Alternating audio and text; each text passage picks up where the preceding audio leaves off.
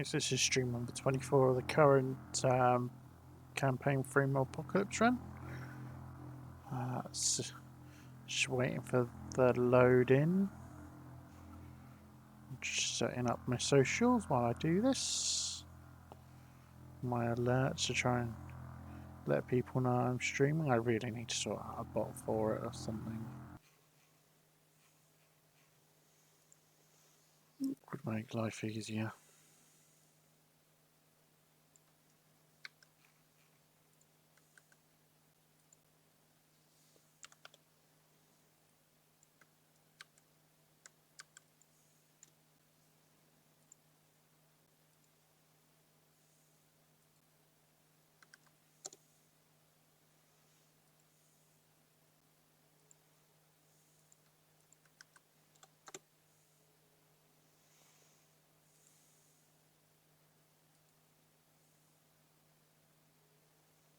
I'll see.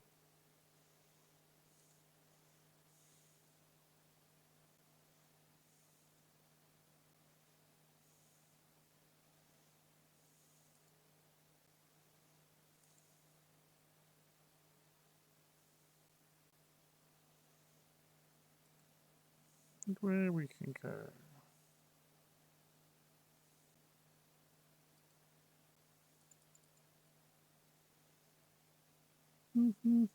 Hey Rishi. Hey Anna. Woohoo. Literally. Just loaded in. Maxed out crew, maxed out power. I could do 20 contacts. I don't need to do 20 contacts, but I could.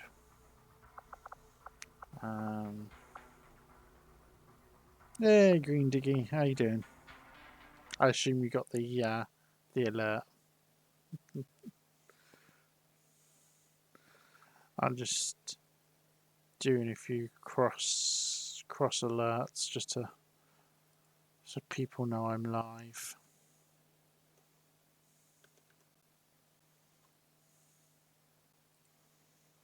And then I'll get to going. See what we can do.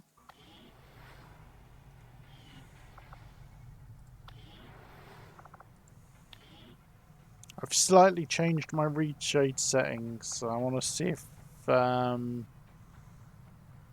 it's removed the grain that Rusty keeps whinging about.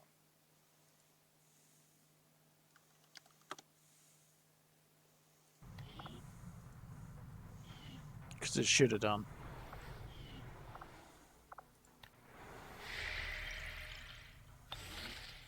No, Twitch really isn't reliable in the slightest. But yeah, every time I stick a post in with an @ here.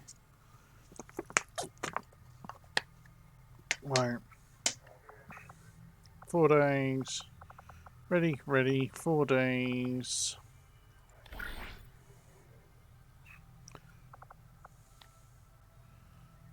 Correct, going for New Indonesia.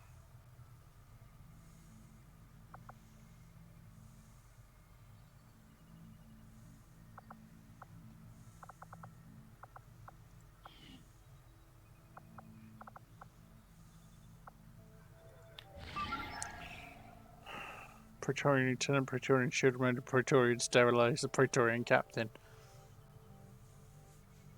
Hey, Badger. Oh, yeah, Badger, by the way, I can't post in your cross-promo, in your self-promo part of your Discord, by the way, dude.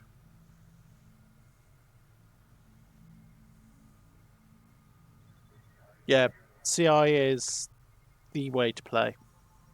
I know some people still tell you that the way to play is long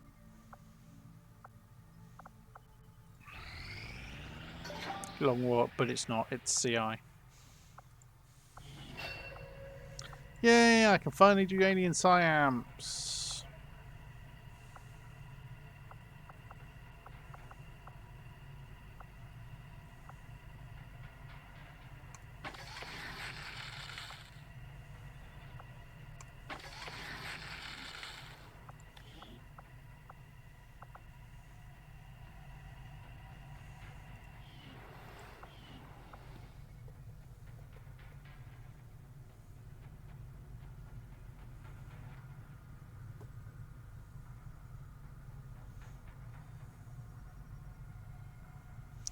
The easiest answer, dude, is you could always just do create a role and give people the role.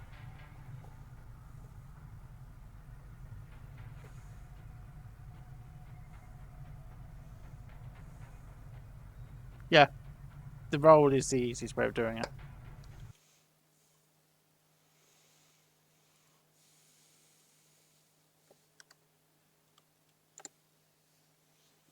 There we go.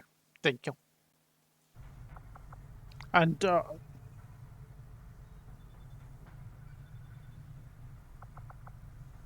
yeah, CI is a lot more nice. The biggest thing for me with CI.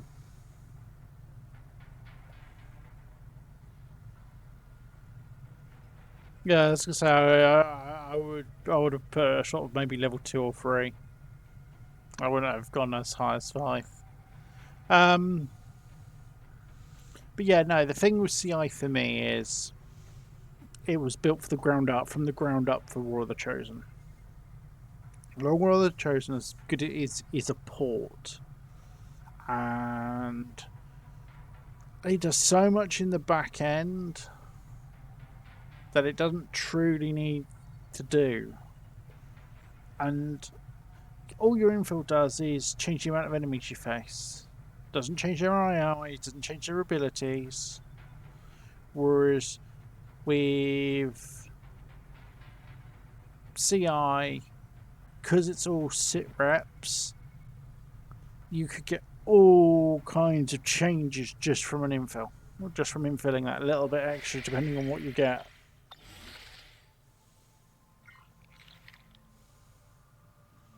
Yeah, exactly. Just run a Modpocalypse run, dude. You got everything you need. Yay! Liam completed his officer training.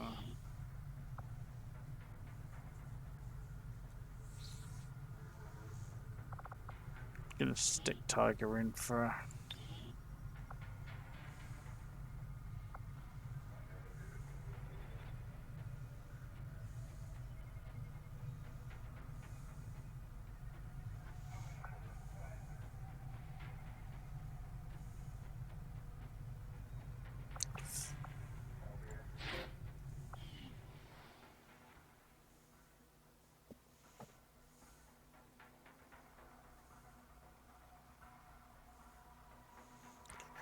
And Apocalypse is only as crazy as you want it to be, dude.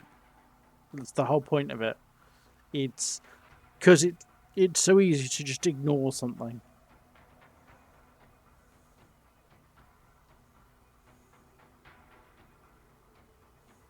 See, I'm really, really strict with what I allow for cosmetics for the Modpocalypse collection. I'm really, really strict with my cosmetics. I mean, about 100. Hey, Liam, you've literally just come out of your training, by the way, Liam. Just come out of your officer training. So you timed that really well, dude.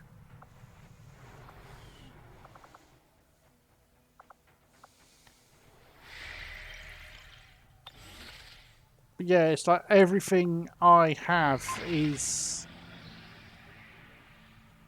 interesting. Basically law relevant, law friendly. Yay, speak PCS.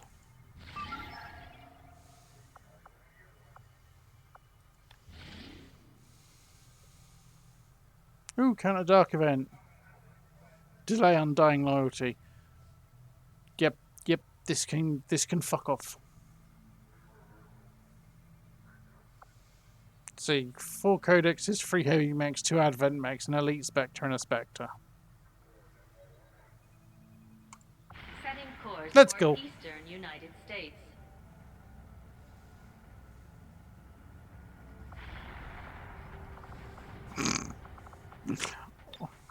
I really need to tell it turn what I fill off because it literally I filled with 4 officers.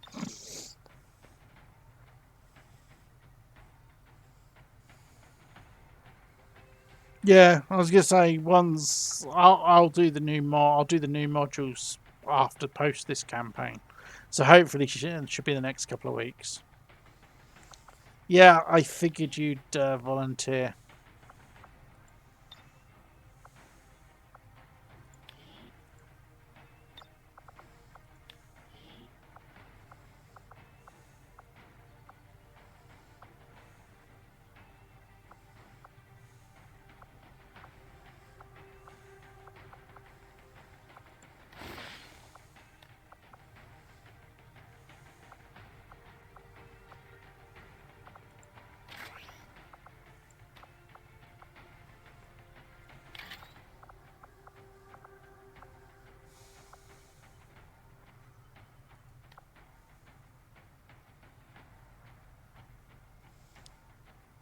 I hope the that CI's the tea, because tea is definitely superior to hot chocolate.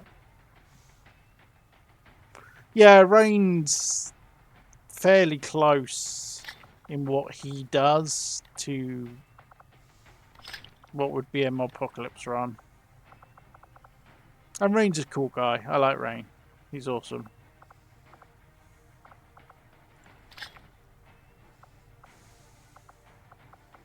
You can take the non-flashbang one.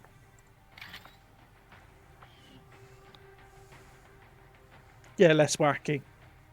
Well, my next run will be less wacky. I kind of went a little bit all out with this one.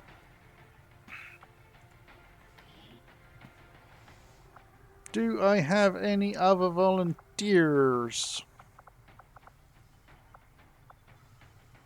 I mean, this is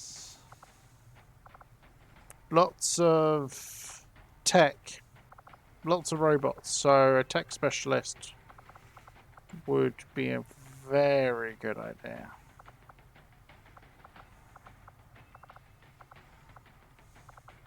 Oh, Music Man's out on a covert action, so you can't.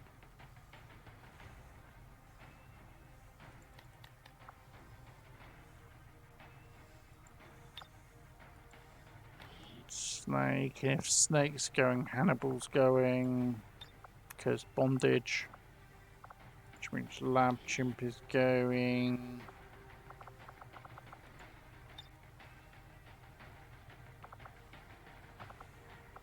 Not seen Badger in a while. How about him? Badger is tired, and there's already an officer in the squad.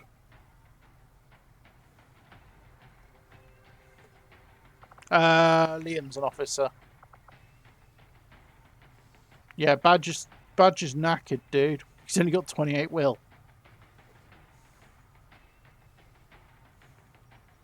Yeah, he said you don't want to risk the PTSD.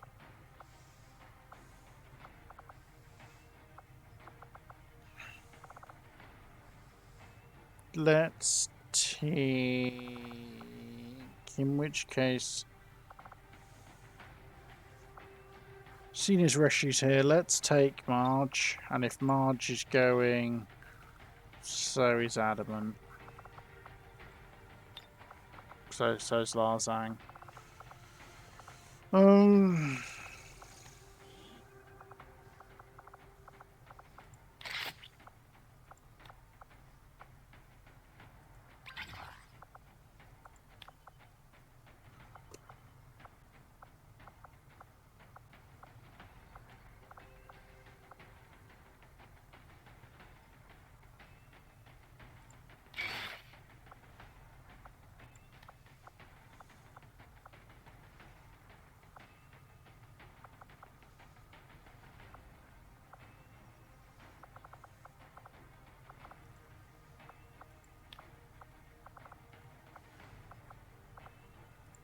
Let's give her a scram gun.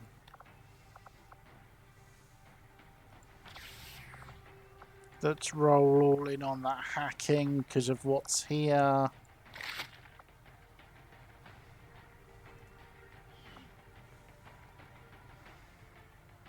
Oh, Pharmacist is is really cool. And there is a pharmacist. Oh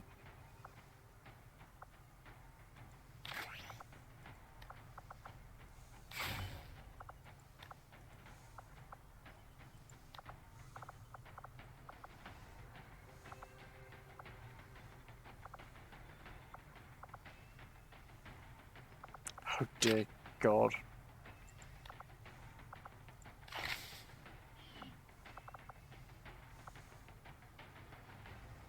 Yeah, well, you want the field alchemists as well because they can do a healer's job.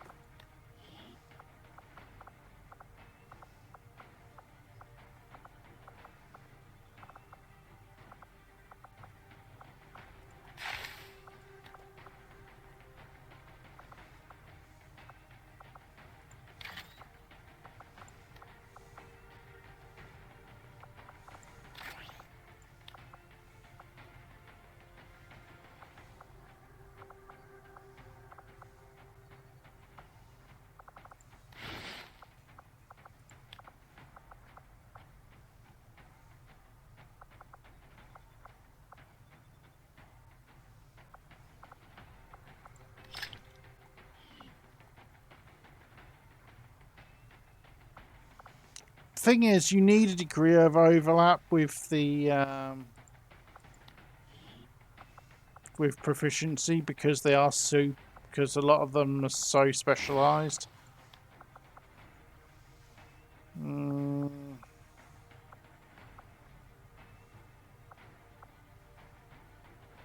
Marge isn't getting his usual gun at the moment, I'm afraid, Reshi, because it's going to take your Ashi out.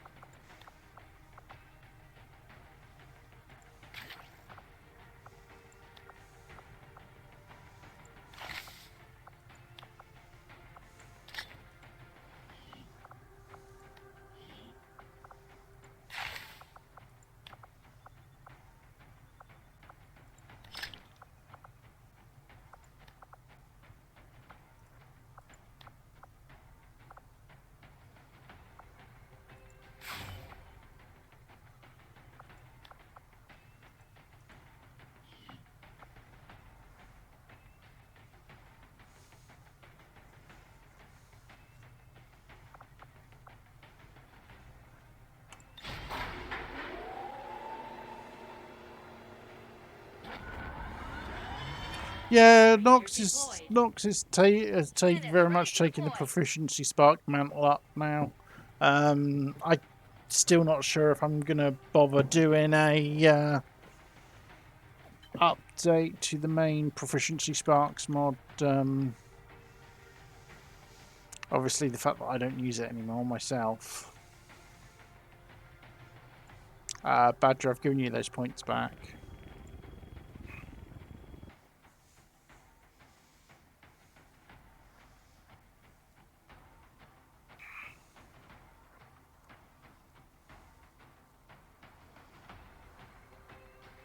Oh, there's no point you haven't spent them if you were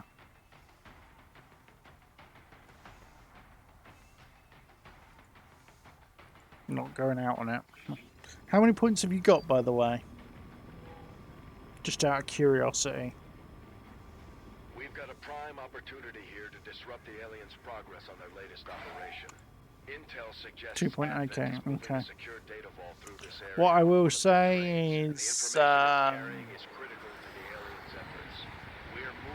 be mindful, guys. Be mindful of saving your points ready for the next campaign. Because this one shouldn't be that far off complete. Yeah, sounds about right. Obviously, bearing in mind, you still haven't claimed a character yet, did you? But that's because I'm currently at cap, so hence why I haven't said about getting it. The next campaign will be on Legend, and it will be an 8-man squad campaign, because I could probably do with the extra numbers when I'm going to be getting people killed on a regular basis.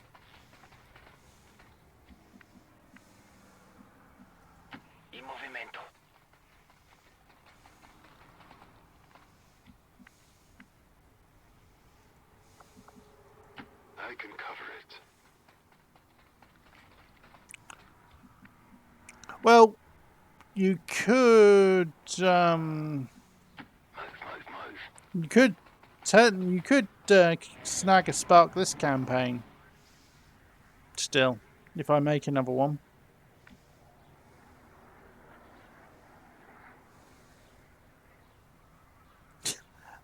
Okay, that sounds cool, and yeah, no surprise it going all to hell. Understood. Moving out.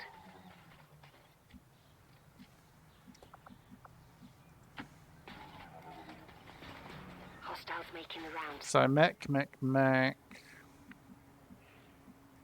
Activating defense protocol. Defender, now.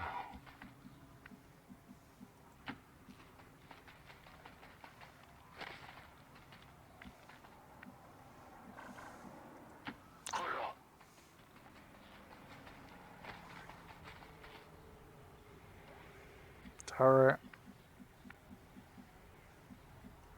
That seems reasonable.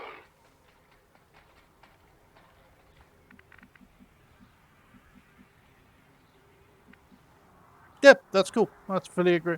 I was gonna say I am changing the the soldier submission process for the next campaign anyway. So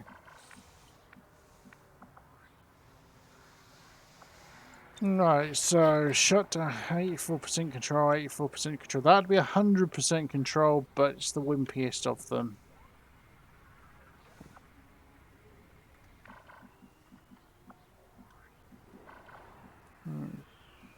Right, so that's there.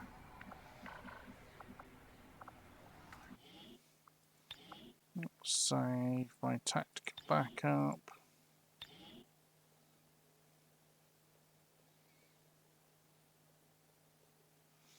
Yep, that does sound exactly unplayable.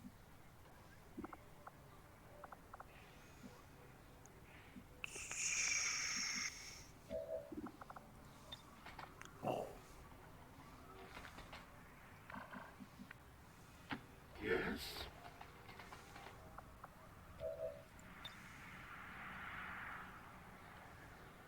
Oh, not quite in range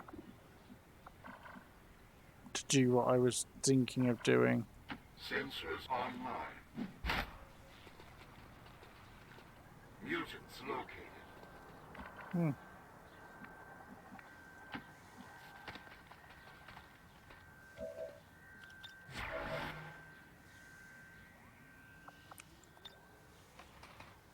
It's an interesting possible remote start.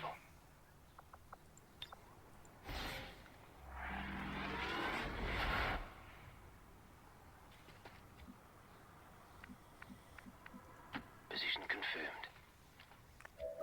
Yeah, look at this lunacy. 3 plasma warheads, 4 incendiary warheads, 10 flashbangs, a gas warhead, a smoke warhead, and a rocket launcher.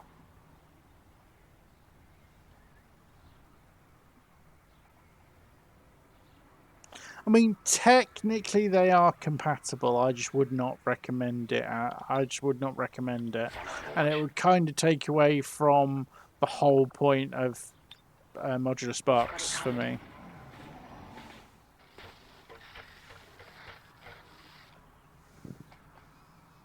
Oh, fuck. Who made TI? Zymonek and Not So Lone Wolf. Not So Lone Wolf has not been around for a while, and Zymonek has also kind of taken a back seat.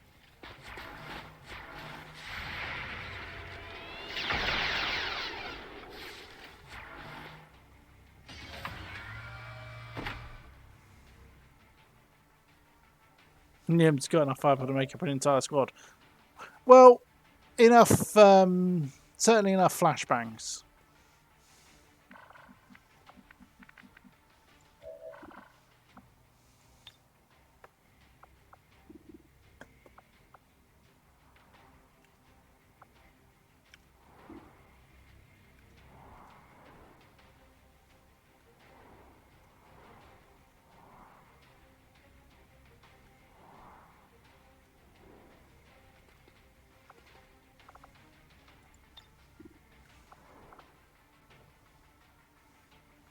I'm not going to risk blowing the target.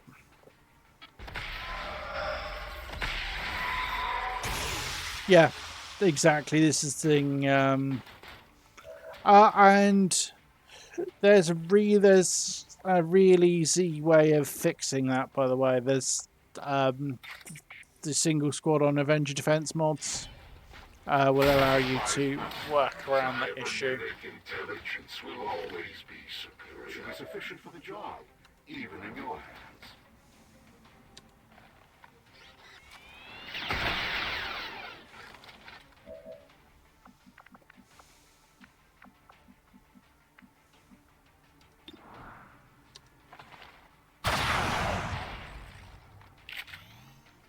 Ne volete ancora?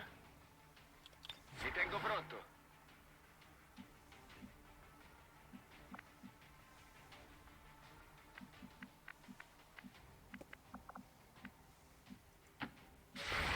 Can't avoid their attacks for much longer.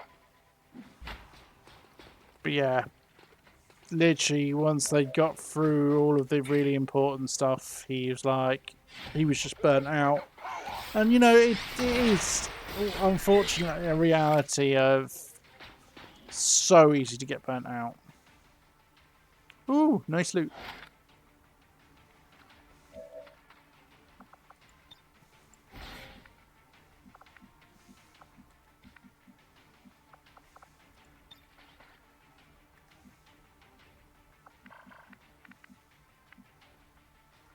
Headed there now.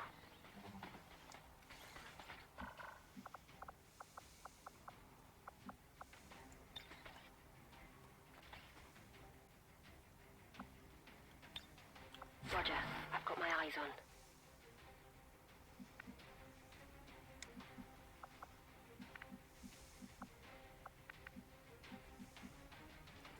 Double time.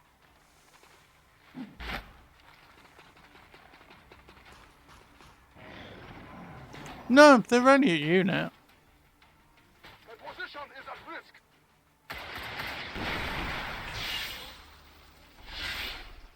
Eager to strike me.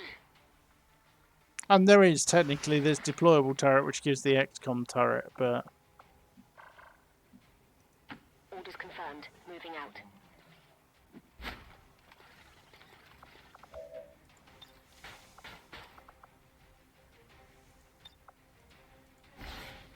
oh, Unit ready.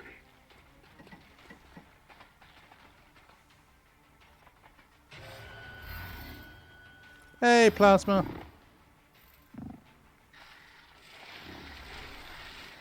Yeah, I mean it's not about it. Shouldn't in theory be too difficult to do. So might be something I consider doing. I mean, I wouldn't surprise me if we saw a if we got a Requiem turret.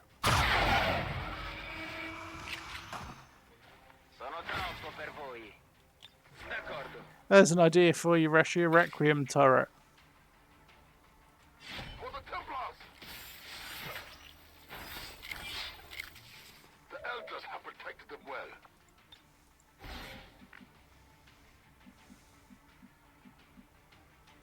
Right, I'll go.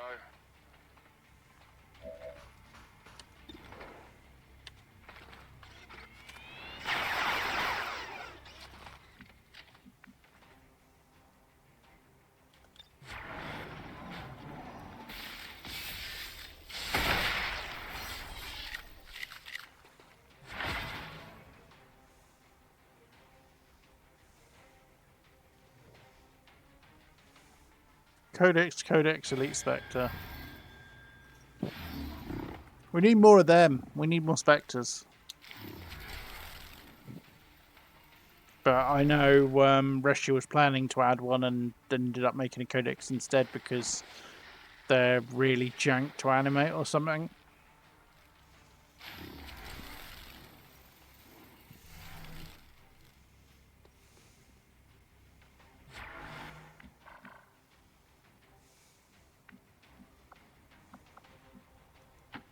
Copy that.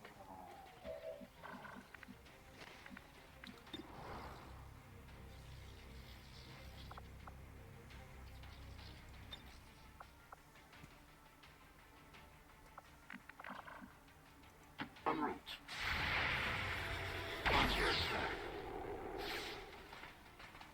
Oh, could you imagine a rocket turret? That would be horrible. Well, there's 2 tiers.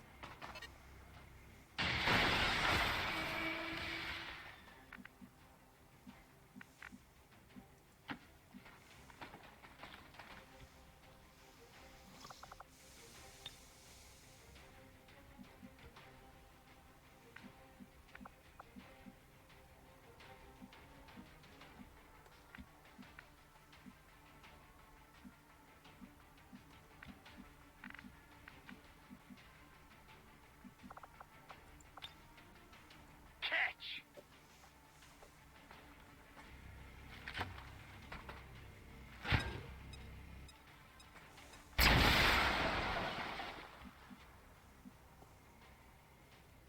Overwatch! A turret with pinions. Holy sh! That's genius.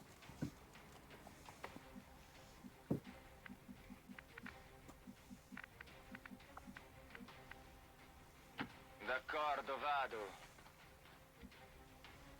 Sta di guardia. A turret with pinions would be very interesting to see.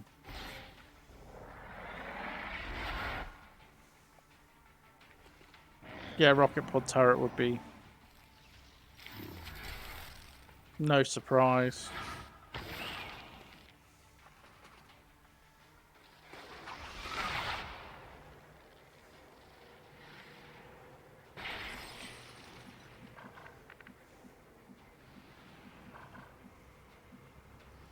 Go, go, go. We're close.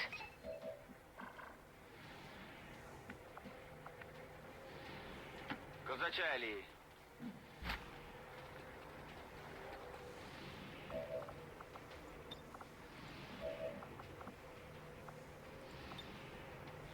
Lanciafiamme attivo. I couldn't remember if they're immune or not. Bugger it.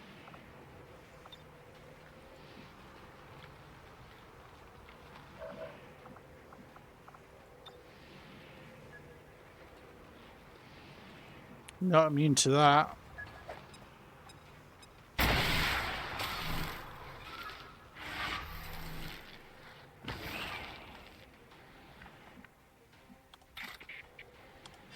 Yeah, sets up the kill for Adamant. Oh yeah, there's plenty of ideas. New turrets is definitely something that'd be an interesting idea. And it was, in theory, shouldn't be that hard to animate either.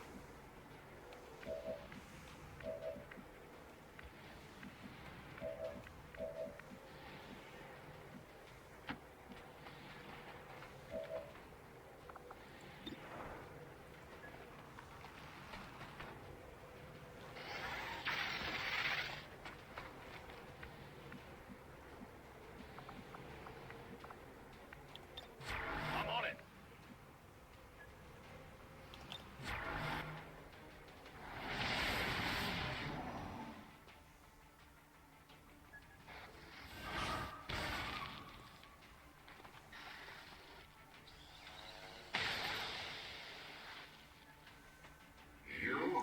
They already have Long Watch.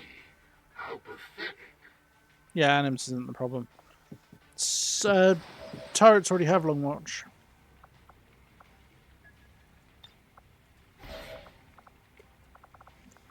Let's get absolutely crazy with how high her hacking's going to be for. I'll give it a shot. Is there any specific problems you can think of, Reshi? Yeah, might as well do that one.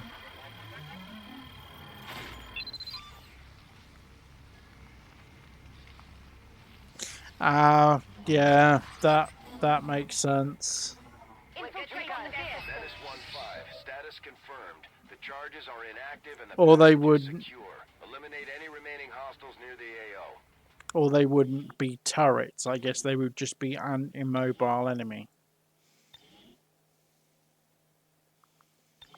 I mean, you could have them spawn as part of a pod, but they would at that point just be an immobile enemy. They wouldn't be strategically placed turrets.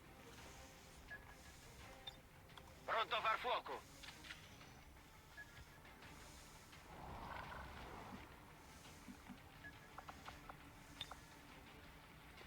Schiva questo.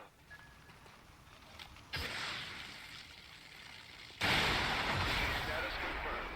All hostiles are down and the area is secure. Yay! First flawless in forever. 24 Elerium crystals and a couple of bonus points. Operation Trojan Fly. 1 kill for Wizard, none for Snake. 2 and MVP. What a surprise. Blah, blah, blah. Yeah, whatever.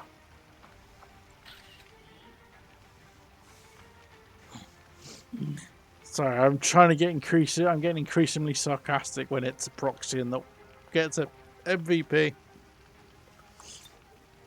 Lab Chimp with 3 kills. Marge with 3 kills. Adamant with 3 kills.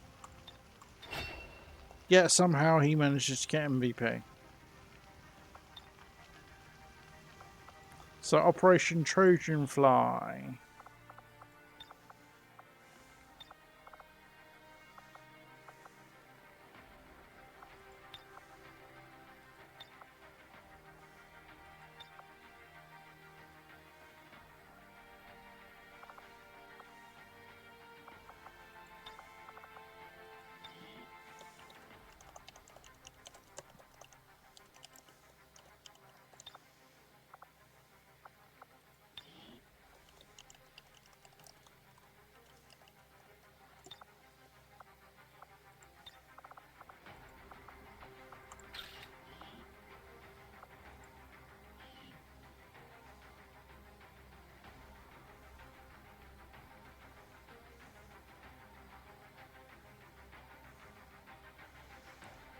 Here's look, Proxy got MVP again, didn't they? Nerf? Yeah. Oh yeah. No. They've had some fairly massive nerfs. But one of the single biggest issues is just how good that Advent officials revealed today's maneuver by local peacekeepers was a planned exercise. And bearing in mind, technically proficiency are weaker than vanilla in a lot of cases.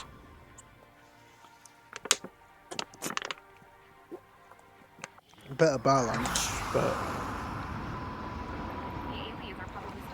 don't have some of the cheesy stuff that vanilla gets.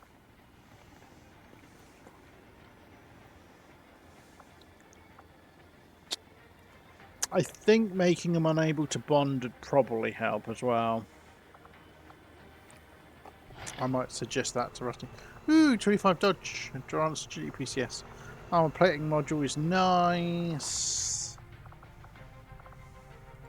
Efficiently executed and no casualties.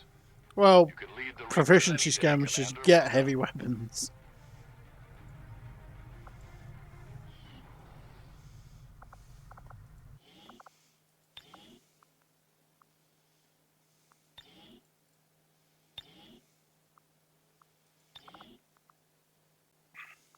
They're just power. They're just strong. They are just strong.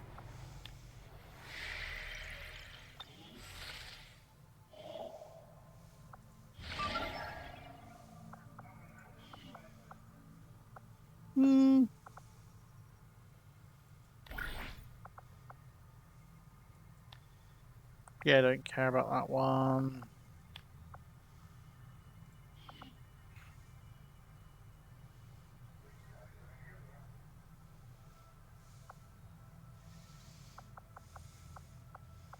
Yeah, there's definitely plenty of ideas of how to make them more balanced.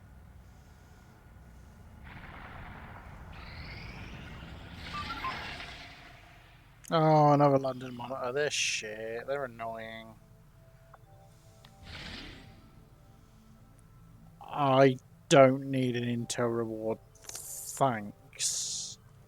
5 chrysalids, a nightmare hive, 2 heavy lancers, and 2 berserkers for a savage shit rep. It'd be fine if I needed the intel, but I'm swimming in the bloody stuff. What I need is to get here. And for that I either need to build there, or I need more. What would be better would be for me to build there. But I need 300 supplies for that, which I've got more than enough.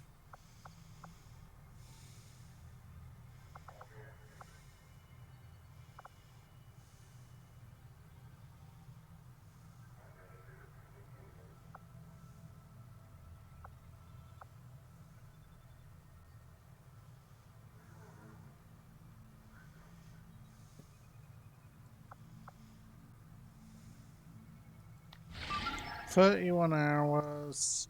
It'll get me some Praetor. Thing is, part of me doesn't want to do this because it'll reduce force level again. But part of me wants to do it because that way I'll get some Praetorian corpses. And right now I think the Praetorian corpses is winning.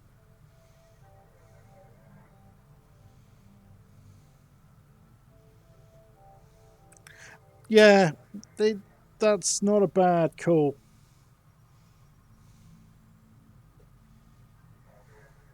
Well, there's 2 teleport options and they are mutually exclusive. You can only take one or the other. 31 hours. I'm glad to see our joint effort paid off like we hoped. Yay! Chain is advanced and Voltwolf's character got a promotion.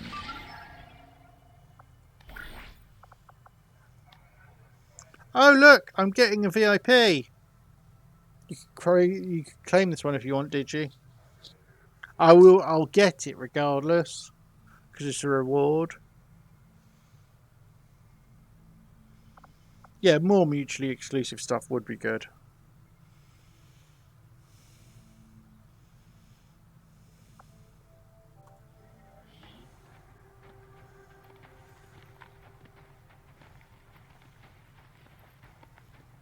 This is a rescue VIP, and I think I'm gonna leave this. Oh, let's give her some upgrades in her scram gun.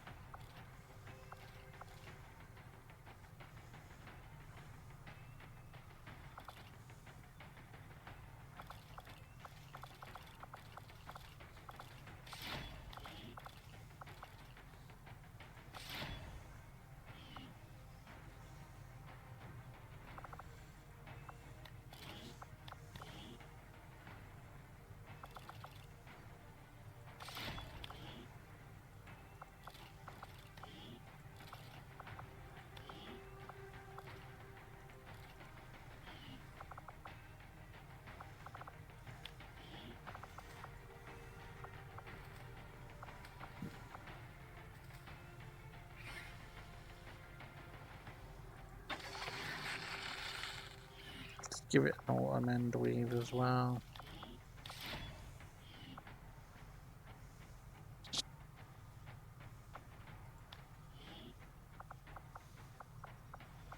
Well, this team that's literally just gone out is going to be the team that goes out on this mission as well, I think.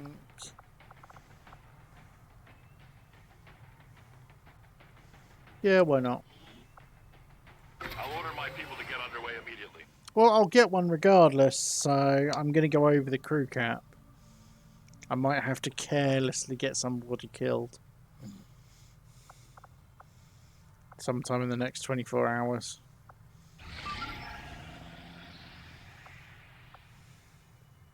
Yeah, that one I don't care about.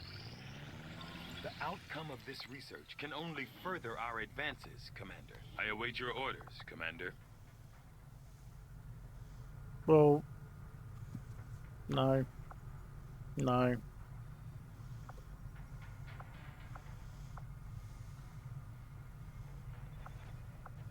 I will send word as soon as we have something of note.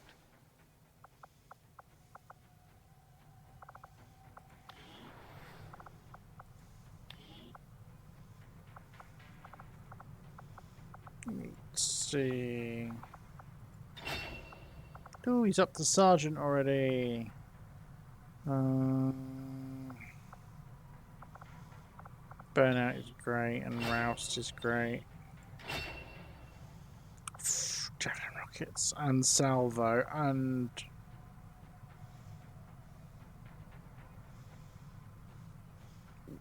first time I've seen this showed up. This is the new perk from that Abizio added to the Battlefield Leadership Training mod. Somebody gets this, they have they are actually better. They train better as officers. That's really cool. I'm not going to pick it, and it is super cheap as well, which is nice. I'm not going to pick it because he's so far behind. Oh, speaking of which, next campaign, I am planning to do it as a squad managed campaign, so defined squads. Yeah, it's very recent. He's last update, I believe. So I'm going to take a screenshot and show. Yeah, it's a very recent. That's the first soldier it's come up to. Yeah, he only added the and he's done it so it will auto integrate into most reward decks. That's really cool. Bing. Hey, Rusty. I've got a question for you, dude. If you watch the stream, is it looking a little bit more normal? It is, yeah. What did you change or turn off? This button here, Glamour Eye. I can't see what you're looking at. Oh, is the reshow setting not showing? Oh, it's just the delay. Yeah, just the delay. There's a Glamour Eye fast effects, which one of the effects is intelligent sharpening, and it's subtle depth of field, and it basically tweaks the sharpening, which is why you get to see all the graining, because that's just the sharpening in the FXAA. Yeah, so turning that off looked a lot better. Turning that off is darker because it doesn't. It removes some of the lighting as well, but you don't get as much of the graining. You don't get the graining. It does affect your. It does affect frame rate a little. Turning it off though. Yeah, I'd much rather it look better than yeah.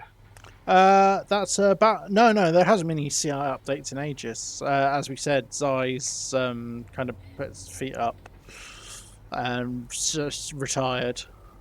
No, Born to Lead is from the Battlefield Leadership Training mod from Abizi.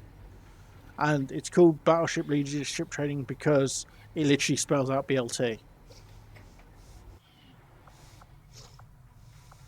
Ooh, bond level up between Saint Baboon and Stukov. I will go send them to do their bonding. I've chucked Tiger in for her next level of officer training. Ah, awesome, dude. You know, one thing that always caught me Well, in the training centre there, the weapons that are on the wall on the right are not anywhere else in the game.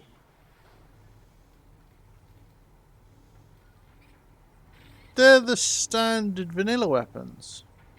No, they're not. It's a different model. Is it? Is it a slightly different model? Have a debug cam look at them. You'll notice it's a different model. I think the sword and the grenade launcher are the same, but the rifle and the sniper rifle, completely something else. You have to excuse me, I've got a bit of a sore throat today. Yeah, I heard the crackling. Yeah, it's possibly an early. Oh, I think that's the base model with none of the upgrades, and they all technically have an upgrade added to them to start with, of some kind, I think.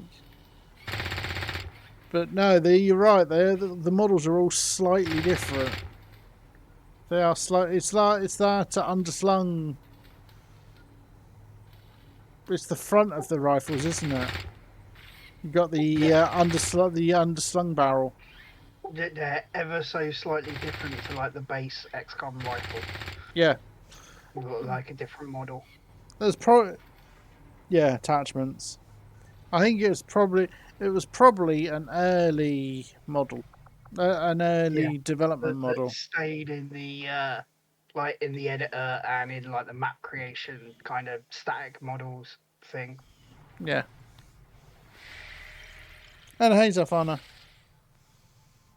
And Rishi. Yeah, Rishi's been here since the And start of this Chat. cat. And Squiffglyph. Right, so I have 1,100 supplies. Right. Do I do this raid troop town transport? On the one hand, it will give me a bunch of supplies which I don't particularly need but are always useful. And on the other hand, it will give me Praetorian corpses, which I really need. Just to answer Digi's question from the chat there, I'm pretty sure that the mech proficiency spark thing is out. Like, Abizi released that. Yeah, ages ago. I was here too, but you were here, but I didn't hear. Sorry, Zalfana. My apologies. Didn't mean to miss you out. Hello to Zalfana. No, Zalfana was here earlier as well. Right at the start of the stream as well. Yeah, well, I said hello to you, Plasma. See, I just cover it with hello everyone in the chat, you see, and then... That's the way to do it.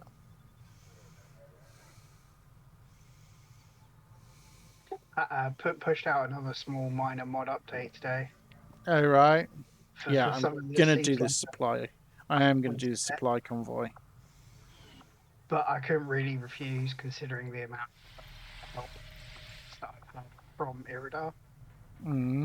Irida asked me if I could add a config toggle to the weapon upgrade UI expansion that allows it to show the unavailable pieces again. Interesting. Yeah. Yeah, I'm going to go do this because I need the corpses. I haven't done any Praetorian research. I need the corpses. So let's strip this down to who's here. Let's send out Lofty because Plasma Field is here.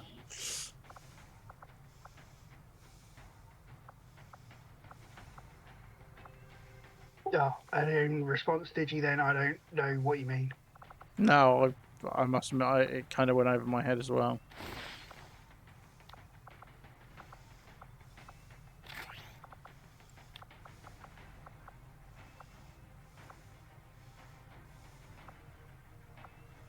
Yeah, Zelfana, it is in line with other such stuff. But if you use the TAC upgrade UI, then that hides unavailable stuff. And I built most of the weapon upgrade UI off of TAC Armory UI. Oh, Plasma, did you want to claim a PCS? Sorry, you were saying. I was just saying, it massively helps with list loading times if you don't have to load all the unavailable stuff as well. It really does, yeah.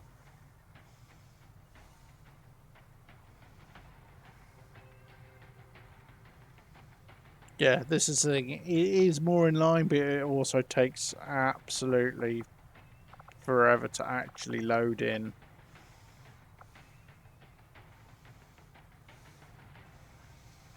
You know what? I'm swimming in these enough now that I'm just going to give these out. I'll start giving these out. Yeah, claim his PCS. which I've just given him. Because you needed the aim.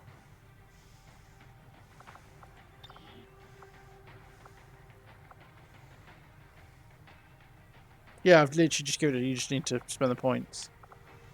And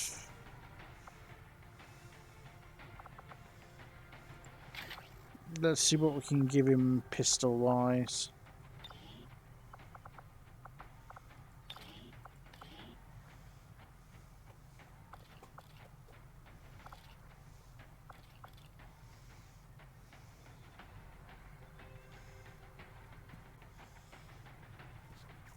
Advanced front-loaded mag should work on a pistol, technically.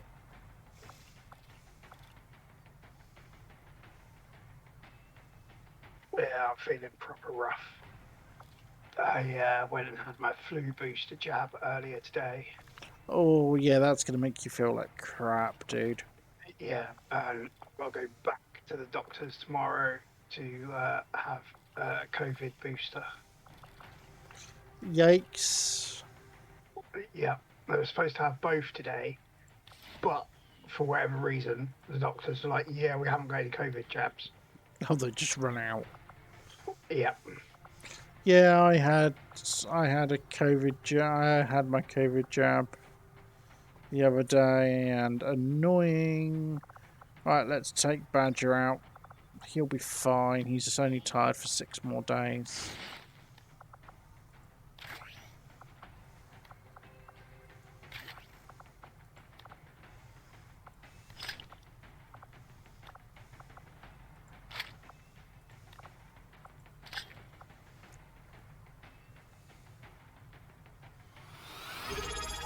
Hey, Crazy! And thank you. Yeah, flu booster always catches me. And thanks for the sub, dude. Scrap I can't take out because Scrap's currently in conditioning. Let's take Crazy out. Really nice dodge icon there on that PCS. Yeah, it is. Very nice dodge icon on that PCS. Right, let's give Crazy some upgrades seeing as he's just subbed.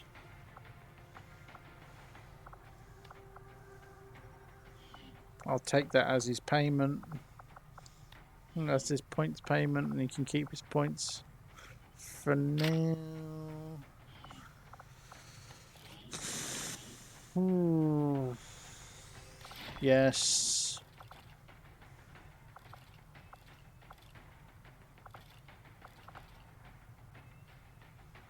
On the tap to repeater.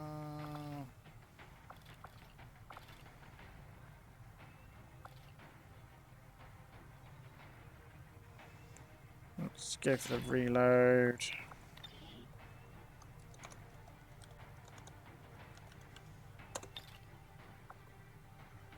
How many have you actually got anyway, by the way, Crazy? Just out of curiosity.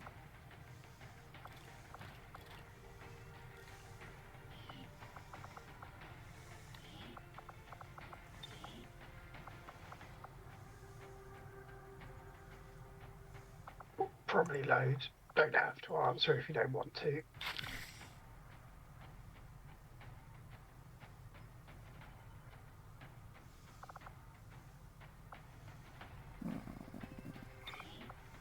Well, let's see what I can put in that ripjack.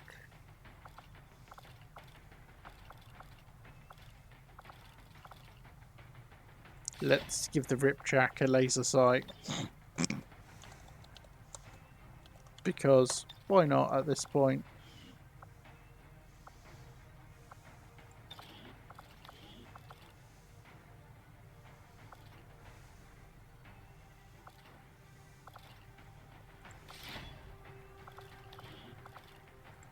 Let's give him the... I need to build myself...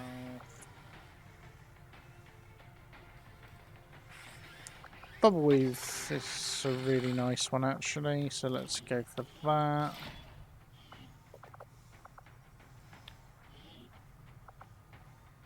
Henshin's got his gear.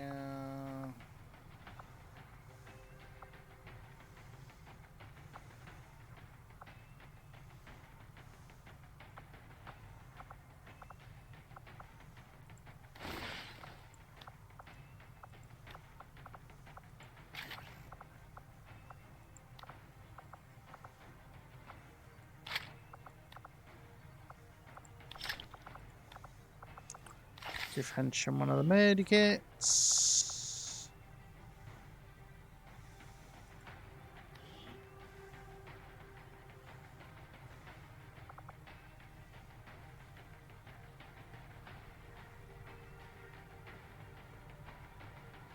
Yeah, well, I built them that way because I thought it would actually be a fairly nice balance having them have to have it balanced like that, to be honest.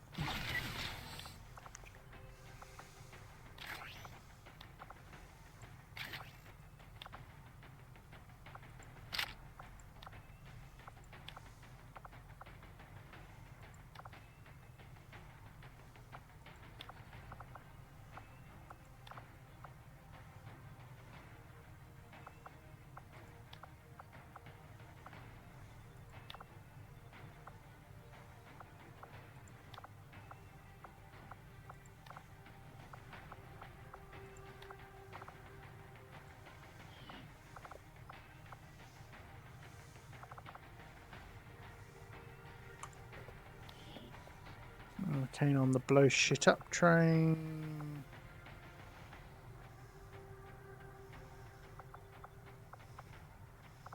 Do I have any low B? Yeah, actually, you know what? Let's take Wolf out.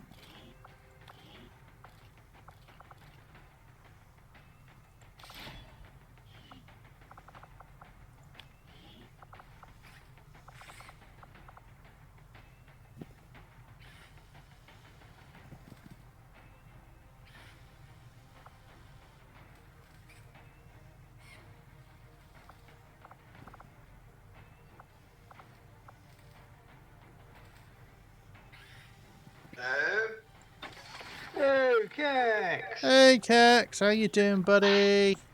Long time no see. Raises from the grave. I'm alive. Indeed. You're alive. Yeah. Fucking hell. Yes. Apologies for being so absent, like for the last Forever. 5 months. For the last forever. Has the Project Zomboid servers like shut down today or something?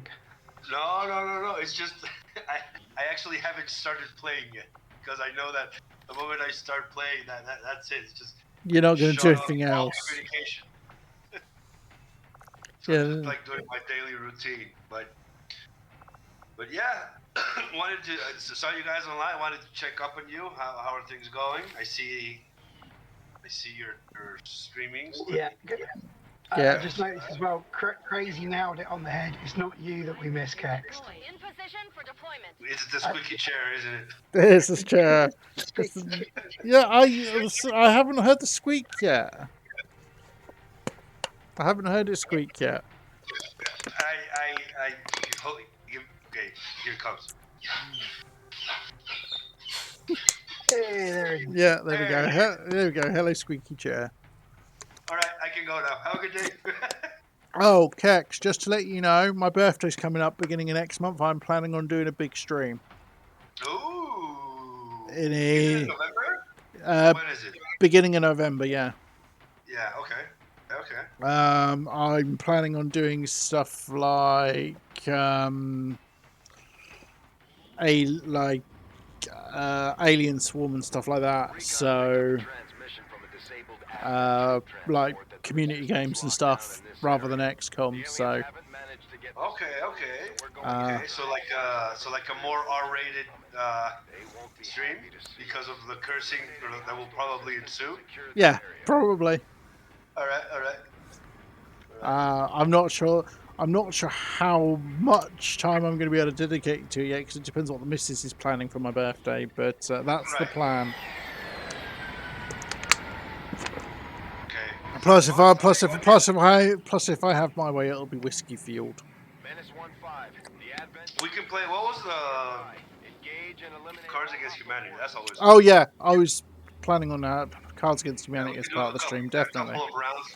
Yeah, we can do a couple of rounds of that. That's always That's always a good time. Yeah, Cards Against Humanity, Jackbox. Well, I need more Jackbox games. I've only got Quiplash. I need to pick up one of the packs. Hopefully, I'll have birthday money to do that. There's this game that I saw that I mean, it would entail like a lot of us getting the thing and whatever. I think it's called Party Animals. Yeah, Party Animals. Okay, it's like you're playing like as plushy, sort of looking like stuffed toys, but they beat the crap out of each other. That's what you have to do. It's just so. It looks so much fun. Like I've seen like streamers play it, and it looks so much fun. But I don't even know if it's like on Steam. I think it's like Xbox only or something. Oh no, wait, I'm seeing it. I heard about this new like multiplayer game that came out. I don't know if you heard of it, Kex. It's like Project Zombie or something. Never heard of it. Never heard of it. Sounds boring.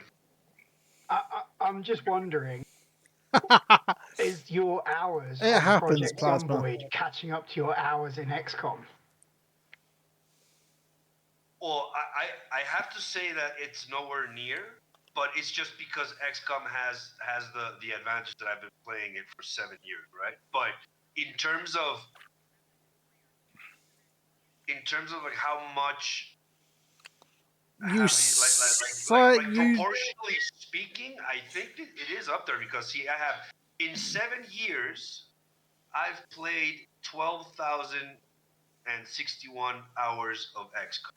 You've already played 1,100 hours of Project Zomboid, dude. Exactly, and whereas Project Zomboid, I believe I got it in April, something like that. So yeah. like in maybe like 5 months, I played 1,100 hours. So I think rough the math ratio there. Proportionally, it's kind of somewhere around. So some rough math there. For XCOM, that's 1,700 hours a year. I'm sorry? Rough maths. That's like 1.5, like 1,500 hours for XCOM per year. Jesus Christ. That is a lot. And you're already nearly at that 6 months of Project Zomboid has almost caught up to your 1 year of XCOM. So some could say I might have a video game addiction problem. Yeah. Some could say that. I will probably run games of Brawlhalla, which is basically a free-to-play Smash Brothers. Okay, I think for up to 8 players. Oh, that could be fun. It's chaos. It's great. I love Brawlhalla. I haven't played in a little while. I'd say we could try the Turtles game again, but that thing just lagged like hell. So it'll be if I'm hosting like I did before. Yeah, that will lag like all hell. Could be fun though. The other option is like a 6 or 8 player talisman game, but that would last like 2 to 3 hours. Yeah. For one, they like to last 2 to 3 hours for one turn. Yeah. Hunter. Hey, he's a skirmish killer. He's the one that gets killed with skirmishers. Good. All right, I'm back. To make this easy for so what's new in XCOM? we need to get to do we have new overhauls or anything interesting happening? Evil Kex pot spawned in Vresh's Chosen Chambers. Yeah, I remember seeing that. That was like unintendedly hilarious. I could not. The only kind of interesting thing that I know of that's happened recently was rather incoherent 2-man Proxian campaign. Oh, that was broken all to hell, dude. It really was. In case you're wondering, Kex, Rain played an entire campaign using only 2 Proxian soldiers. But how does that work? Do they get fatigued, or do you just like No, you can take them on every mission. I've since Balance nerfed it based on his suggestions, but he had the one from Gatecrasher and then didn't use any of the people on Gatecrasher for anything. They just like stayed still. Okay. Spent the first like 3 or 4 months until he built the like the resistance ring and got the covert action to find the second one. And then that was it. Unless he needed a soldier for like grabbing the black site vial or the forged stasis suit. Right. There was no other soldiers used except for those two. That's amazing. How far did the campaign go? Waterworld. He finished Waterworld. Oh my god, that's insane. That's a cool challenge, actually. Yeah, there's a really good little mini series on YouTube. It's like 8 videos long. And yeah, it really did prompt like a massive kind of balance change nerf to the Proxians. I was just like, yeah, okay, we've got solid feedback here all the way through, like from start to finish of what needs to be adjusted. And the answer to that, of course, was everything, because those things are busted as all. They were busted. They're still busted, they're just less busted.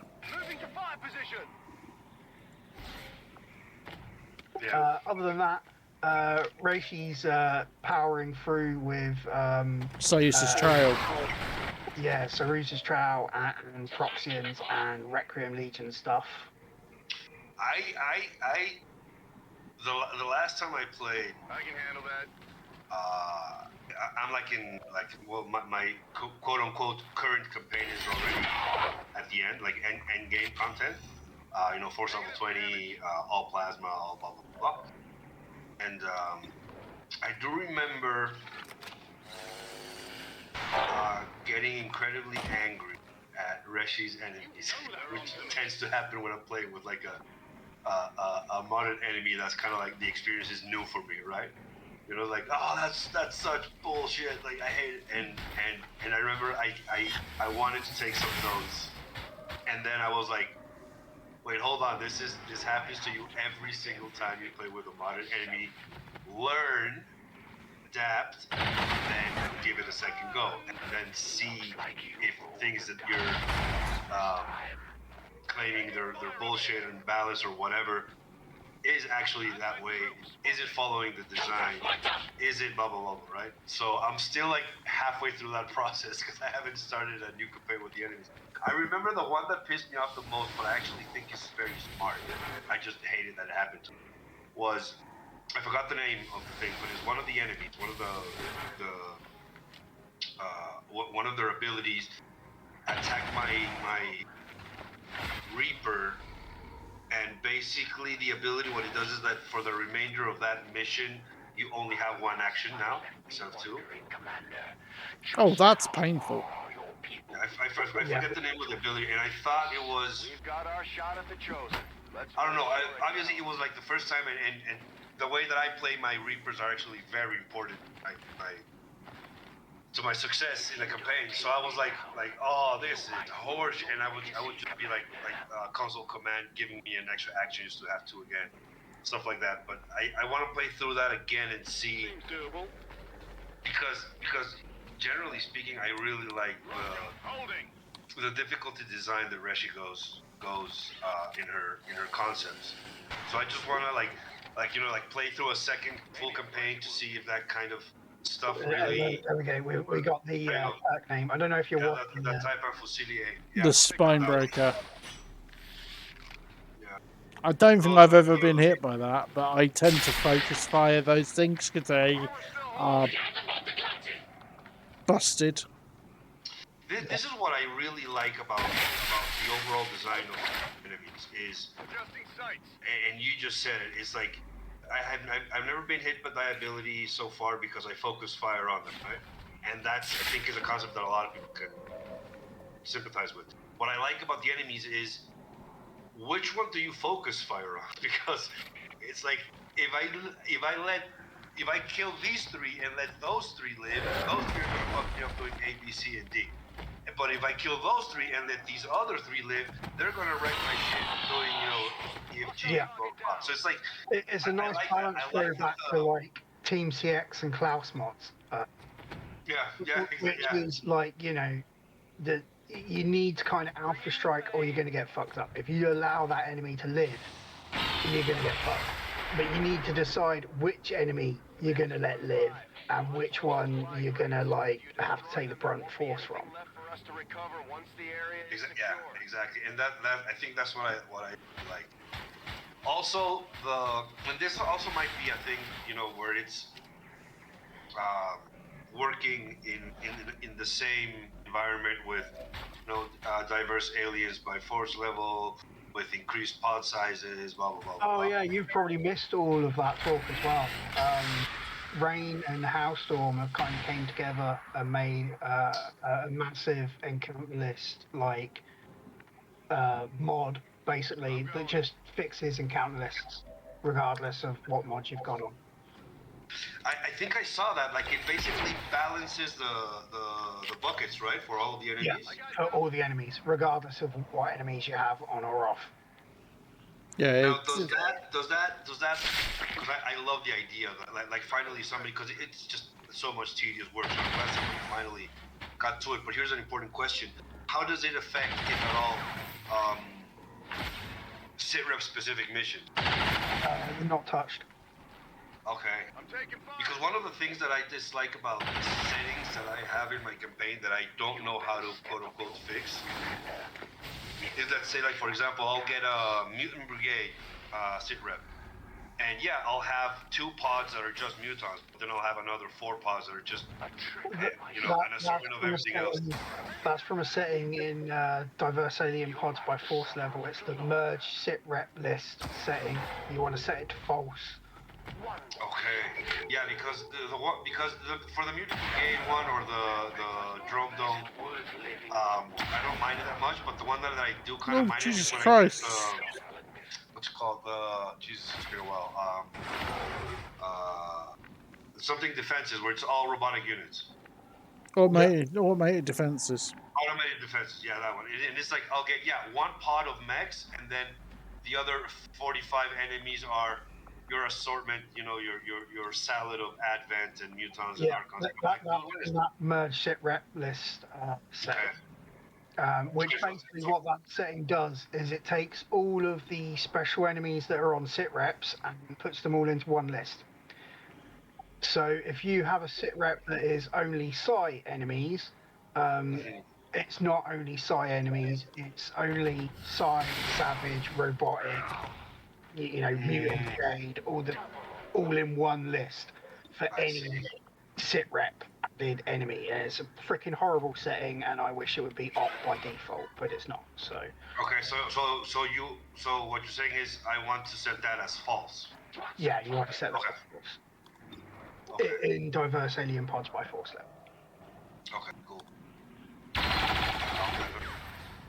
I'm also kind of purposely letting a lot of time pass for my next campaign so I can actually get to miss playing XCOM, and it's been a couple of months since I last played, so yeah, I'm getting that itch. And also, I kind of like a little pressure on myself is I remember saying to myself, I'm not playing a new XCOM campaign until I have enough new items in FCP 2.0 so that I can create very unique, different looking soldiers. Because right now I'm recycling looks. So that's also kind of it helps me, incentivizes me to keep adding more stuff. Also, I barely started what is going to be the paramount effort of cooking FCP. Yay! Well done. It's because one of the main reasons why I always thought about it and just immediately went oh no, fuck this, I'm not doing it, is it helps me when I have a clear list of steps that needs to be done. so that I can then tackle the big project in phases, right? Like, okay, I got steps 1 and 2 done. All right, cool, right? Like I can rest or whatever. And the fact that I didn't have a clear understanding of what needed to be done was like just sorting out what the steps would need to be in order to do it optimally was a task in and of itself. So I was like, Jesus Christ, okay, so what do I need to do? And it's like, even before downloading the workshop version so that I can get the original meshes, blah, blah, blah, blah, blah, I was like, okay, how is the optimal cooking process done? How different was my process? And now what do I need to do? Because I have like, basically FCP1 is just 3 huge UPKs. And that's terrible. So what I need to do is now have 1,000,000 UPKs with just one item inside. So I need to sort out how I'm gonna do that because I have a lot of kit bashing going on. I have to sort all that stuff out, and then. But first, even before that, I needed to make a list of what items did I change, which items did I delete, and which items changed significantly enough that would warrant for the newer quote unquote version to actually have both versions. You know, like for example, I have a lot of jackets. I had a lot of jackets. Were just like tweaks and fixes, and which were like complete new things from like long sleeve to short sleeve. Mm-hmm. Yeah, exactly stuff like that. And then I had like, for example, some items that I only had primary, and then during this all time, it's been like, hey, you know what? Like I finally created a design of a soldier that in order for it to work, I need this item to have the secondary tin. So it's like I went in and added that. So like that would warrant its existence. So yeah, so stuff like stage somebody chosen on it is painful. She buffed the chosen like crazy. Also, you got a hydrate buff there, dude. Thank you. Off Project, how you doing? I haven't seen you in a little while. And hey, baboon. And no, you're not dead yet. And thanks for the sub, dude.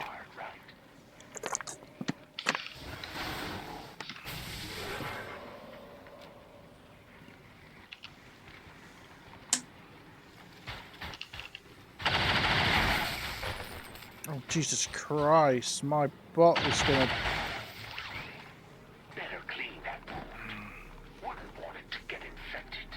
My bot's going down. Have another one. No, I didn't mean my meme bot. My meme bot hasn't spawned yet. My actual spark's going down. Oh, I think Volt Wolf's about to go down as well.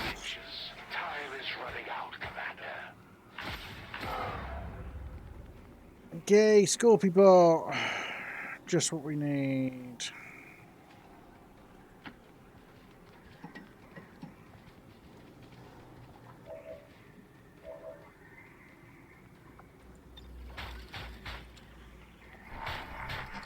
And yeah, that was a spark using the redundant core system, wasn't it? It was.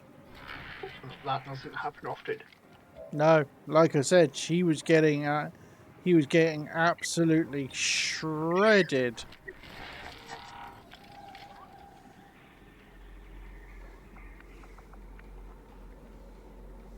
The proxy should be able to hit him up, by the way, as well. The combat repair should work. I'm pointing that out more as a can you test if the combat repair works, right? I don't have a proxy on the mission. Oh, I thought there was. No, that was the last mission. Oh, okay, my bad. As I said, like, got flu booster earlier today, and yeah. You're sick? I had my annual flu booster jab, Kex. And I was supposed to have my COVID booster as well, but they'd actually run out of COVID boosters. Do you have a schedule of when you come back and try to get a new one? Yeah, I gotta go back tomorrow. Oh, okay. It's not that bad. Dodge this! No, it's just annoying because, like, the trip into the doctors isn't It's not close. It's 45 minutes on a bus both ways. Just really dumb. Yeah, that'll do it.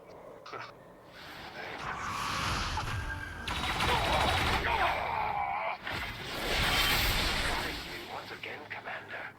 Turret killed him. Consider my tactics. We've proven the Chosen can be hurt. Now we just have to work on putting them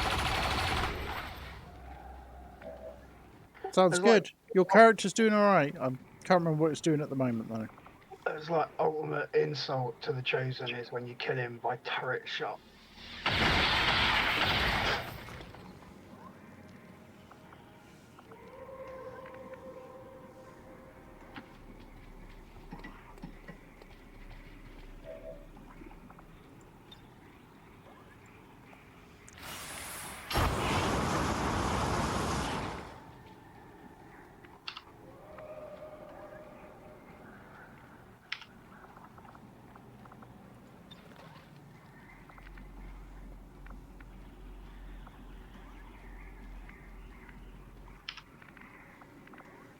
I mean, you just highlighted one of the issues with med spray there. What? You healed that advent unit as well. Did I? Yeah, the Torian's therapist, and then decided you caught him in the med spray. And you haven't. Rusty Bot does not have fine control. It does. I think maybe. No, it doesn't. He has forward operator. Oh, okay. So that's why. Yeah. So yeah, it would have healed him. Yeah. Because it just heals everyone in the code. In the shadows.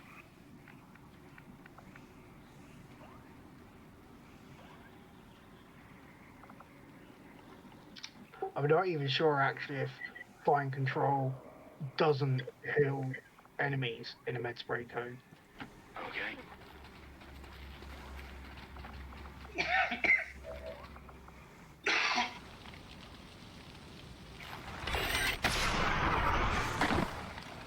Well, they've seen me.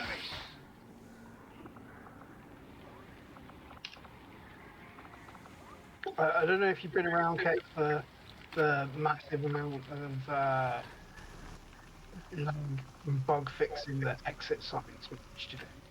Oh yeah, he's done a truckload of stuff. I don't know if you've noticed here, but like Cloister Stream is running like ridiculously smooth. What bug fixes again? So it's like an entire tactical UI bug fixes for an exit sign. It just fixed so much like little hiccups and slight bits of jank in attacking. This machine is failing. All caused by little points of like he done like loads of profiling basically, and he's like, right, this function is being called 30,000 times a second. Let's find out why. And then went and found out why, and then adjusted it and made it so it's not doing that. Nice. Actually, sounds very, very helpful. Yeah, ridiculously helpful.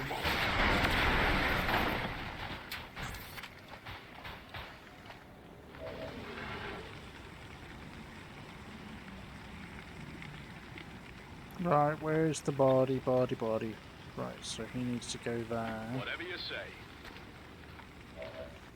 Exit signs.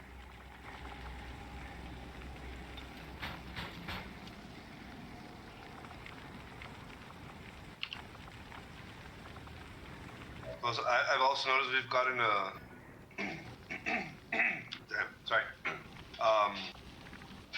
some new modders are starting to pop up and get some nice mods out there, starting to gain nice reputation. Good work.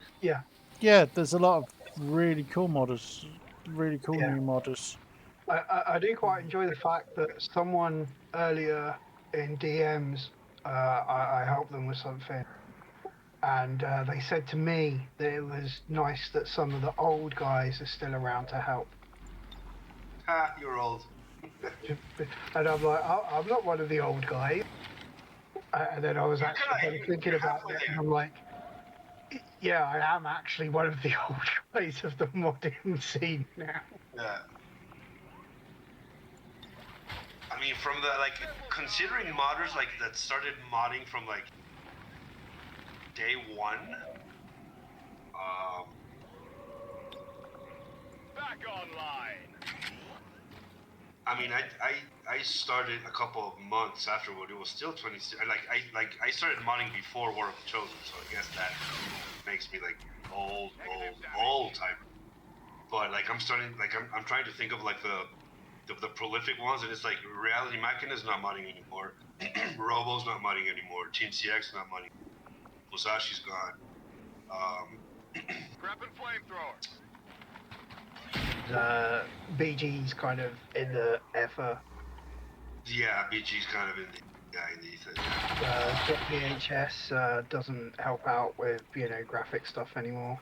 No, neither does Nemesis. Was so good. He was so good. His work was insane. Oh, Dottie was great. Yeah. Yeah. I guess. Yeah. He also started modding since before War of the Chosen. He was also one of the. He's also an old timer, and he's still around. I think Arrow also started before War of the Chosen, but I'm not certain. I need to check his work. Probably somewhere around. Where it was since then. I just Ashley, lost. I think Ashlyn Lee also started because I distinctly remember playing with Rift Keepers before War of the Chosen. I'm going. That was Leb that done that. Oh, sorry. Yeah, that was Leb. So I think Ashley definitely had vanilla mods because Ashley stuff before upgrade. Yeah. So. Not too shabby. Right. Yeah. Man, such great mods. It's insane. How many do we have? Curious. I think we're almost at 9,000 mods. We have. Let me just have a look. 8,259 mods. Yeah. Of which 7,000 are voice packs.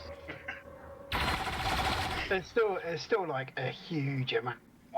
Yeah, there is a ridiculous amount of mods. You can kind of see when new people come in, and they're like, "What mods do I use?" I've got no idea. And when you face it with the fact that there's over 8,500 mods on the workshop, even if I think probably a quarter of those are vanilla, 3/4 War of the Chosen. Even that is just even if you take away all the vanilla mods and just only focus on the War of the Chosen ones, you're still looking at 6,000, 7,000 mods. Yeah, easily. Yeah. It's I don't play a lot of games, obviously, and but it's just with XCOM and now with Project Zomboid, it's just I've seen. I can't unsee the power, the longevity, the positives that making your game mod friendly, just how much it improves upon it.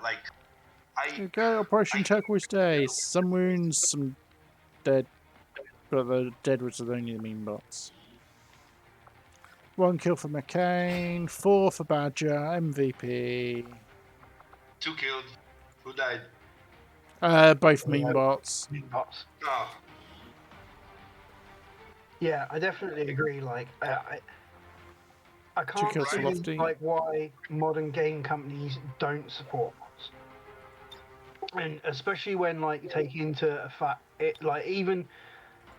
I don't know, if you want to say it's it's because the AAA companies want to keep their profits. Well, I'm sorry, but the amount of XCOM 2 sales that must have come from people wanting to play with mods that have brought the game to play with a certain mod. It's look at the chain of events, right? It's if XCOM 2 was not mod friendly, or rather, let me start in an upturn. The fact that XCOM is as mod friendly as it is, it has official mod support from developers, allows people like Christopher Odd to play numerous campaigns throughout numerous years, where he draws in large crowds of players who, in turn, while they're watching a campaign, they go that sounds fun. That new mechanic is interesting. Those enemies look like an awesome challenge. I want to try that too. And there have been plenty of viewers that are like, you know what? Screw it. I'm gonna. How much is the game? $5, $10, $20. You know, with Yeah, numerous especially skills, when it's on sale. and they buy it, right? So it's like, if that wasn't the case, I mean, yeah, a lot of us would have had, I don't know, maybe 1,000, 2,000 hours of enjoying the game, and then we've just been like, yeah, you know what? Yeah, I'm done. I've done every possible thing that I can do with this game. It was fun. I'm ready to move on. Yeah. And For example, like Midnight Suns, like once you've gone through the story once and played maybe a light side and maybe a dark side campaign, why would you need to play it again? Why would you need to play it a third time? And the studio, the studio cannot come up with the rate of kind of DLC and expansions that mods would have allowed. Yeah. Exactly. And it's just, and it allows for people to have a real life, Jim. Yay! Finally, Praetorian corpses. Like here's a different example, right? Like for example, another franchise that I was a huge fan of, Final Fantasy or Mass Effect. A huge fan of the Mass Effect franchise, and I've played through those campaigns numerous times because the game systems allows for, you make certain different decisions. And you can romance different people, or you can decide now this person lives and that person dies, or now we're gonna ally with this faction and not that one, blah blah blah, right? But that alone gives you some replayability. But in general, like, well, at least me personally, of all the times that I've played the franchise, the trilogy, I never made a different decision. Like, I always made the exact same decisions. And the reason why I replayed the game so many times is because I love those characters, I love that narrative, and I love that world. And I've never played it in a modded with any mods. Now, that's a different genre, right? There's a different draw of why I'm replaying that game. I replay that game because I love those characters. In XCOM, I don't. Like, I love the characters because I created them, but I don't have cool lines. I don't have cool, like, it's very different, right? Like, when the narrative is tailored and in the game's DNA, whereas the emerging storytelling is a different aspect, right? Yeah. I mean, the thing that I compare to is, like, if you look at, like, Yep. Where you cut off, if you look at what? Sorry. Oh. Yeah, if you look at, like, Larian's recent release of Baldur's Gate 3. Right, yeah. Okay, so they've got options there that you can play with any of their set characters. And there's, 8 of them, I think, default. All with their own kind of storyline, all that have changes depending on if they're the lead character or a sub-character.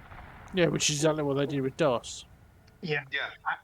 And they've also had the option that you can just play as someone that you've made up yourself, and the story will just kind of flow around.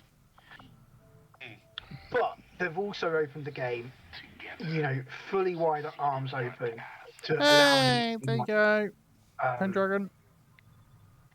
With the option, like they did in Divinity Original Sin, that some of the more popular mods will end up being made into official game content.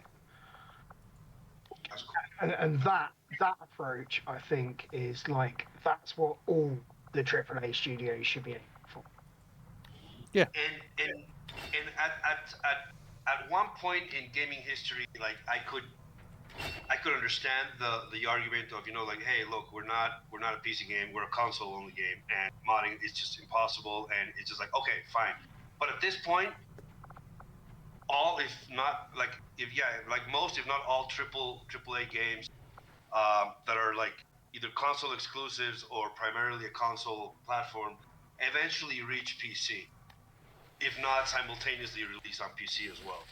And just opening these games up would allow people to, like, you play the developer's vision once, twice, 3, 4, 10, 20 times, and then you're like, you know what, maybe let's do something a little bit different. And I think that's what XCOM allows, right? Like, if you want to be, the hard military tactics kind of guy, and You want the look and the feel and the weapons and the mechanics and the classes and the skills and the abilities. You can do that. If you want to play with Shrek, Sonic the Hedgehog, Bart Simpson, and fucking, I don't know, Pokemon, Ninja. you can do that.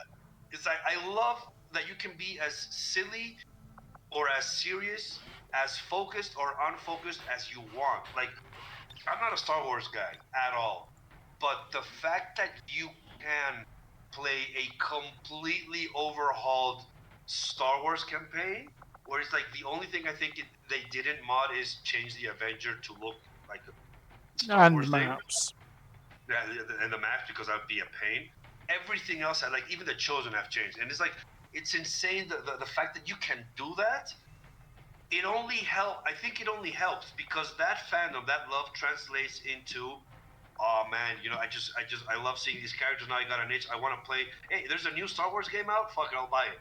So it's like, okay, so now because XCOM allows this types of mods, other game franchises can also benefit from that. Yeah. You know? It like the Venn diagram starts touching other circles of other franchises and other worlds, and it's interesting. It's like, for example, right now, what I think it's Call of Duty that's adding like Lara Croft and shit like that. And it's like it helps, it starts to build a fandom. Yeah, I kind of agree. And I definitely think that, like, I call it the Fortnite syndrome, but a lot more games should have that. Yeah, exactly. If you go play Fortnite, you can literally play Fortnite pretty much as any character from any franchise, from any game type, setting, scenario. Movie or TV show. Yeah, like you can play as they've pretty much got a licensed character for that thing. Right from playing as Bart Simpson to playing all the way through as playing,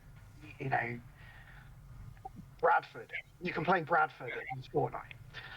Exactly, and I credit where credit's due. I don't know which came first. I think the one I'm going to say came first, but it kind of started with Smash Bros. Nintendo, right? Like mashing up these. I mean, and yeah, it probably started. I don't know. I'm not a fan. I don't think I've ever played it, but I think it started with like just Nintendo characters, and then it started expanding, and it's like the fact that you can play as Final Fantasy Cloud versus Metal Gear Solid Snake. I'm like, dude, that is just fucking insane. Like, I love it. Versus Steve from Minecraft. It's like, dude, what the hell? And it's like, in a very weird way, but I think it's so smart because what did we do when we were toddlers with our toys? The exact same thing. Right? We did the exact same thing. It's like, yeah, I'll grab Wonder Woman and Bart Simpson and smash them together because they're fighting. And I didn't need any context that logistic, like in a logical way, could explain how these two worlds merge. Woody the cowboy with the Space Ranger. Which is exactly what they with Brawlhalla, which, like I said, it's a free to play Smash Brothers. It's a free to play Smash Brothers. And what's nice is they do licensed content deals. They have all their characters there, which is the Brawlhalla characters, but you can get skins for different. For the characters for different IPs. I mean, they've got Dragon Ball, wrestlers, Ninja Turtles. That's awesome. That's awesome. I love that. And yeah, like Wizard Liam is saying, Mortal Kombat also. Having Terminator. Oh, I think one of the Soul Calibur was the first fighting game to do that because they did. Yeah. I mean, you'd have bloody Vader and Yoda in like Soul Calibur 2 or whatever it was. Yeah, I definitely. One of the things that brought it kind of. No, Spawn was Soul Calibur 2. And I'm saying recently because I'm pretty sure the film's actually quite old now. Was Ready Player One. Ready Player One was the such amount a good of film. Crossovers and tie-ins in Ready Player One. Well, actually, I mean, if you want to go that route, I think we're the book. We're dating ourselves, but I mean. The top-all, end-all, be-all of crossovers, Who Framed Roger Rabbit. That was insane at the time. It's something that will never, ever happen again. At least not in the movie platform. Ready Player One Ready Player One was close. I think actually Wreck-It Ralph as well. Like the Like a free guy. Yeah. Like people are starting to warm up to this idea. And I love it because we're all here to consume it and enjoy it, and it's great. It's great. And I get how for some games No, crazy. And crazy. I think I get how it can be more. For example, the fact that you can customize your XCOM 2 soldiers visually any way that you want doesn't really feel like you're eating into potential DLC revenue, right? Whereas maybe if I was able to customize Mortal Kombat characters who definitely model their entire PR and DLCs and everything around new characters. I mean, yeah, it's not but the Street same Fighter do that. have different fight moves, yeah. But Street Fighter do that, and the Street Fighter 6 has a create a character mode. Soul Calibur does that, and one of the big draws of Soul Calibur is the create a fighter mode. No, I agree. But what I mean is, yeah, but Hey, no creative Antares. character, like no creative character, no character creator that I've seen yet is as powerful as to be able to fully 100% recreate a character from a different franchise that has specific outfits and phases, whatever. Oh, no. Approximate, right? But that's what I mean. It's like I can literally port. Like, for example, it's like saying, I want to make Nathan Drake for XCOM 2. And it's like, well, the guy's just wearing fucking khakis and a long sleeve t-shirt. Like, that's not really that different, right? But if you're like, no, I want to make Wonder Woman in XCOM, it's like, well, what the fuck am I going to use? Right? So it's like, that's kind of like what I mean. Like, and you're not eating that much in terms of, what I'm assuming, developers and more importantly, publishers could consider that modding aspect could potentially eat into our potential revenue. So it's like, for example, if you say, like a fighting game is a good example. If you're like, oh, that could be annoying. If you were to open that to modding, and I can say, for example, I don't know, like, hey, I don't like this look for Sub-Zero, so I'm gonna mod in the look from Sub-Zero from fucking Mortal Kombat 3. And since it's the same character, it plays exactly the same, and now people are going to subscribe to it. Now I just possible contacts down there. I deleted. I removed the opportunity for the developers to officially be like, the classic pack or something. You know what I mean?